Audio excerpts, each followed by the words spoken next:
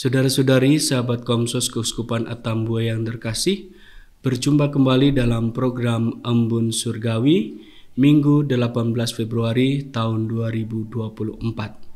Marilah kita mengawali permenungan kita dengan berdoa.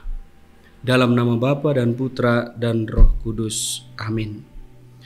Allah Bapa yang penuh kasih, kami bersyukur kehadirat-Mu karena Engkau memberikan waktu bagi kami di masa Prapaskah ini untuk melakukan pertobatan pembersihan diri kami di hadapan-Mu. Kami mohon kepada-Mu ya Tuhan, bimbinglah kami dengan Roh Kudus-Mu agar kami tetap setia kepada-Mu. Demi Kristus Tuhan dan pengantara kami yang hidup dan berkuasa kini dan sepanjang masa. Amin.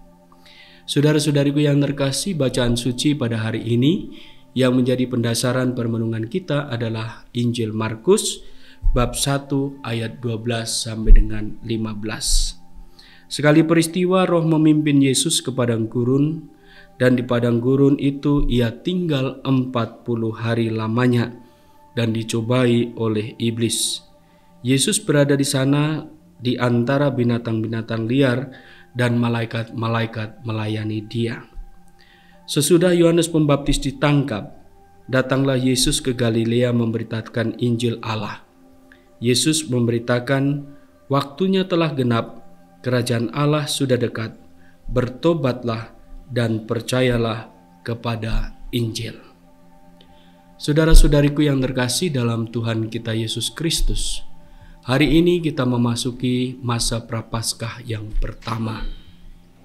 Bacaan-bacaan suci yang kita dengarkan pada hari ini, secara khusus dalam bacaan Injil, mau mengingatkan kepada kita semua bahwa di hadapan Tuhan kita adalah orang-orang berdosa di hadapan Tuhan.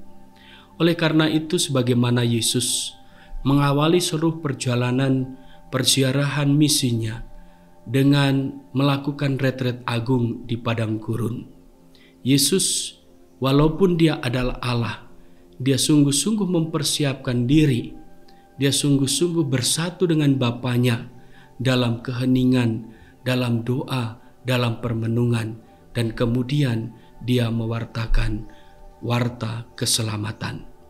Maka kita pun saudara-saudari yang terkasih, kita semua adalah orang-orang yang telah ditebus oleh Yesus. Maka dalam perjalanan kita pun kita terus berjuang menjaga keselamatan yang telah dianugerahkan itu dengan cara berjuang terus-menerus, berproses terus-menerus dalam proses pemurnian diri. Dalam bacaan pertama pada hari ini, Allah mengadakan perjanjian dengan Nabi Nuh untuk menyelamatkan seluruh umat manusia. Allah tidak akan membinasakan lagi dengan air bah. Maka dikatakan dalam kitab Kejadian, maka kuadakan perjanjianku dengan kamu, bahwa sejak ini tidak ada yang hidup yang akan dilenyapkan oleh air bah lagi, dan tidak akan ada lagi air bah untuk memusnahkan bumi. Allah sungguh-sungguh menaruh keselamatan bagi manusia. Allah sungguh-sungguh mencintai manusia. Allah membawa keselamatan. Maka air bah merupakan simbol purifikasi dari dosa. Air bah adalah merupakan simbol pembersihan diri manusia dari dosa. Dan dalam bacaan kedua pada hari ini, secara khusus dalam surat pertama Santo Petrus, ditegaskan juga kamu sekarang diselamatkan oleh kiasannya, yaitu baptisan. Maksudnya bukan untuk membersihkan kenajisan jasmani, melainkan untuk memohonkan hati nurani yang baik kepada Allah oleh kebangkitan Yesus Kristus. Maka baptisan adalah merupakan satu proses purifikasi kita di hadapan Tuhan dari dosa. Maka saudara-saudari yang terkasih, kita mau diajak untuk semakin dalam perjalanan rohani kita. Dalam Injil hari ini ditegaskan, waktunya telah genap, kerajaan Allah sudah dekat, bertobatlah dan percayalah kepada Injil. Semoga masa Prapaskah ini kita sungguh-sungguh menjadikan masa yang penuh rahmat untuk kita memurnikan diri kita.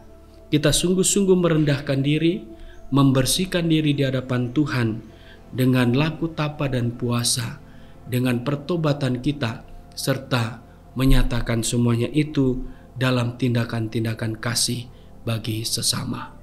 Semoga Tuhan senantiasa memberkati kita dalam proses pertobatan kita.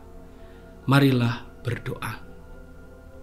Allah Bapa yang penuh kasih, kami bersyukur atas rahmat kasih-Mu yang senantiasa Engkau alirkan bagi kami semua, teristimewa dalam masa Prapaskah ini. Anugerahkanlah kami untuk terus-menerus merendahkan diri di hadapan-Mu, menyadari akan kelemahan kami dan melakukan pembaharuan diri. Demi Kristus Tuhan dan pengantara kami yang hidup dan berkuasa kini dan sepanjang masa. Amin. Tuhan bersamamu.